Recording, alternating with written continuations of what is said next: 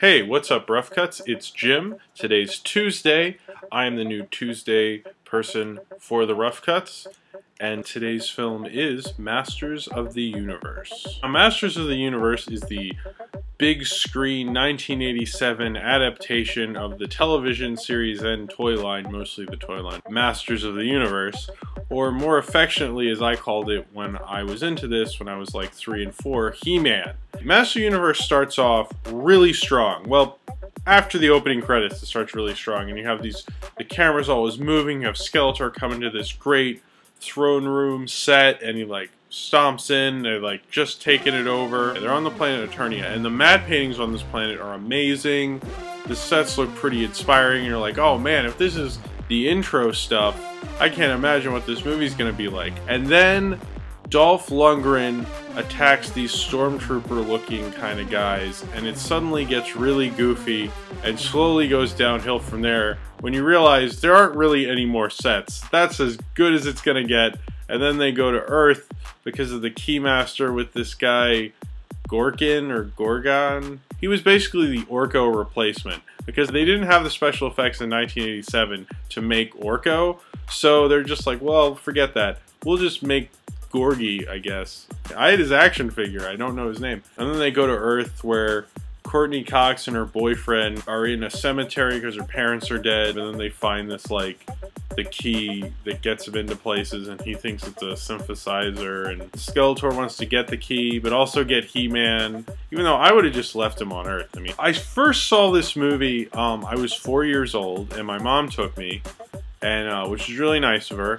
Thanks, Mom. I remember everyone was bigger than me, which I thought was incredibly crazy and a little frightening, because I was like, whoa, there are a lot of people here and they are all really big. I remember seeing it on the big screen and thinking it was like, whoa, and being like almost overwhelmed by it. But I didn't see that many movies on the big screen. I'd seen like Follow That Bird and like this Yogi Bear movie apparently, and maybe a couple of Disney films. I was a big He-Man fan. Actually, He-Man's what got my parents to let me like watch more violent stuff, because I think I was on the playground and everyone was talking about He-Man, and I had like no clue who that was. So I watched He-Man, I got really super into it. It centers mostly on Earth, basically for budget reasons, I assume, and like no one could have made that show accurately into a movie then.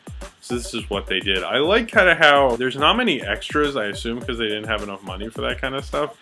And like the whole end battle sequence is in this town square at night, so presumably not many people actually knew any of this happened. Like they didn't really play off too much, but it is a little weird, like, why do that? Like, what? There's, like, explosions and, like, lasers shooting off. I mean, I kind of feel like someone would have known. This isn't a great role for Dolph Lundgren. You know, this is no Rocky IV. He-Man in the cartoon was is a lot more happy and jovial and, you know, American, and Dolph Lundgren just isn't those things. Even as a kid, I liked the cartoon a lot more, and it's not the greatest made film. I think it makes up for not having the greatest budget. It's funny about Frank Langella being in this movie because I think he was having a lot of fun. It's like one of those performances, like some of the times people get over the top and it's just ridiculous and stupid, and I think this is one where it is really ridiculous, but I give him credit because that didn't look like it was the easiest thing to take seriously, and I felt like as an actor, Frank Langella took this kind of seriously. Don't give him an Oscar or anything,